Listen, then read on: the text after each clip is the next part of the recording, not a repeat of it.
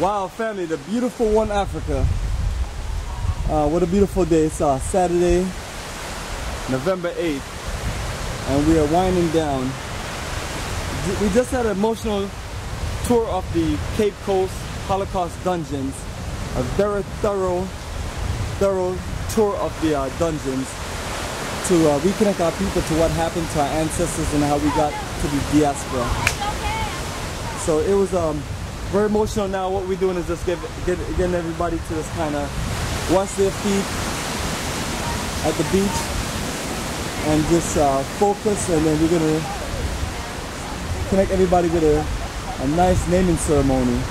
And this is a special part of our program that gives you the name that you have been given. If you're from Ghana, mainly if you're Ashanti or Fanti, which is the majority of our people in these regions, the Central region and the Ashanti region. So it's a way to get people to it's a program to connect people to their roots, and the name is a very important part. So we do this as a way to show appreciation for our people when it comes to the motherland, but also this for cultural purpose.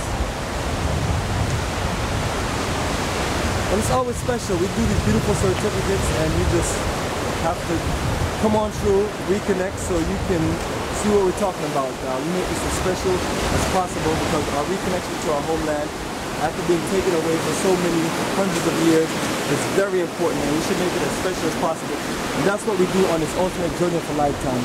One Africa Beach has been so special. I remember my first time being here in December 2006, and the years have passed by.